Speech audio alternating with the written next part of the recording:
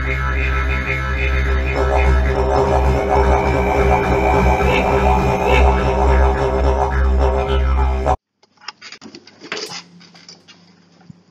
and welcome to another episode of All About That Aussie Background.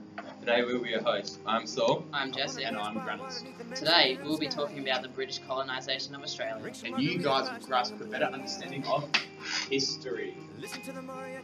So, in 1770, Captain Cook first sighted what we know as Point Hicks-a-Day on the coast of New South Wales. Then on the 12th of November 1787, the first fleet left Cape Town for Australia. And by Christmas Day, they're already halfway across the Indian Ocean. Then, in January 1788, the first fleet of 11 ships arrived in Sydney Harbour. Unbeknown to the Indigenous Australians, boats full of 1,000 convicts and military were then settled. Then, in 1790 and 1791, the second and third fleets arrived respectively. On December 28, 1836, the first settlers arrived in South Australia, and in 1853, the last consignment of convicts arrived in Tasmania. And finally, on January 1st, 1901, the Commonwealth of Australia was inaugurated. This was really only the beginning of the heartache the Indigenous Australians experienced through losing their cultural and sacred land. Now it's time for a history lesson. Cook started in Britain, sailed all the way around Africa, and by Christmas Day, he was halfway across the Indian Ocean.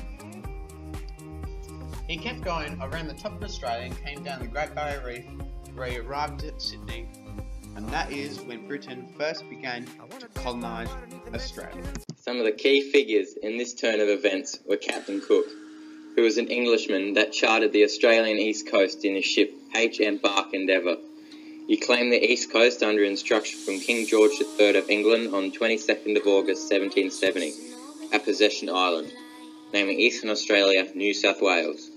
The coast of Australia, featuring Tasmania as a separate island, was then mapped by the English mariners and navigators Bass and Flinders and the French mariner Bowden. This next section is not so much about one person, but a whole group of people who were directly influenced to the colonisation of Australia. I'm talking about the original owners of this land, the Aboriginals. Aboriginal people lived according to the efficient laws and ways of interacting with the environment to meet their needs. Aboriginal people lived in tribes and were nomadic. They moved from place to place in search of food and water. For food, Aboriginal people caught fish and shellfish from the seas and rivers, hunted kangaroos, possums and birds, collected plants, or caught lizards. They used wood, bone and shells to make tools and weapons. When the natural resources of an area began to run low, Aboriginal people moved on to the next place. They did not farm the land, plant or harvest crops or herd animals. Through these events, Cook travelled through many different places. Firstly, Cook sailed from New Zealand in August. He circumnavigated the islands, charted its coast, and took formal possession. When this work finished, Cook decided to steer to the westward until he fell in with the east coast of Newfoundland. At 6 p.m. on the 19th of April 1770, Lieutenant Hicks saw land, and a point to the southeast of the Australian mainland was named after him.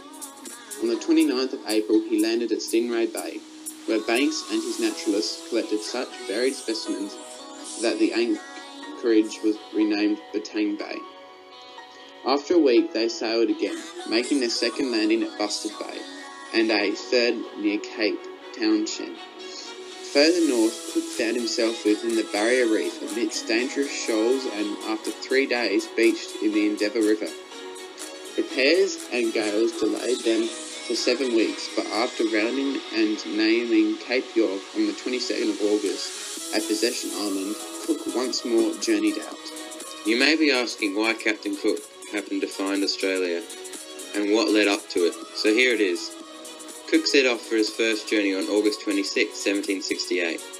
His main objective was to observe the planet Venus as it passed between the Earth and the Sun. This would help astronomers to calculate the distance of the Sun from the Earth. He also hoped to find the fabled southern continent. During this trip he visited Tahiti, where he made the observations of Venus, Society Islands and New Zealand. who mapped much of the two main islands of New Zealand, but also ended up fighting with the local Maori tribe. Next up on the journey was the east coast of Australia. Here, James and his crew found all sorts of interesting animals and plants, including the kangaroo. Unfortunately, the ship was damaged on some coral while in the Great Barrier Reef, and they had to stop for a while to do repairs. Many of the crew got malaria during that time from mosquitoes, and over 30 of the crew died from disease. We think that adventuring beyond our borders can have good and bad consequences and can make impacts on society that can have massive influences on the current world. The main people influenced by the chain of events were actually not the English, but the Aboriginals. This is a brief reason of why. Initially, the European explorers had reasonably friendly relations with the Aboriginal people. Governor Phillip always encouraged the new settlers to treat Aboriginal people fairly. Phillip traded items such as axes and cloth with the Aboriginal people in exchange for food and water.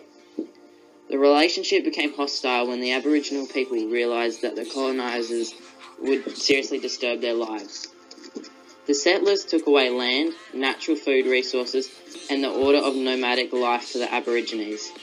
Between 1788 and 1900, the Aboriginal population was reduced by 90%. Three main reasons of this were the introduction of new diseases, loss of land, and loss of people through direct fighting with the colonisers.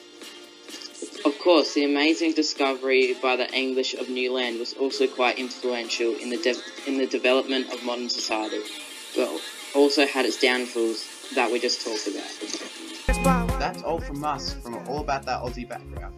I hope today's show has been a very informative, special and fun time to listen to. Thank you. Goodbye. Do you come from a land down under?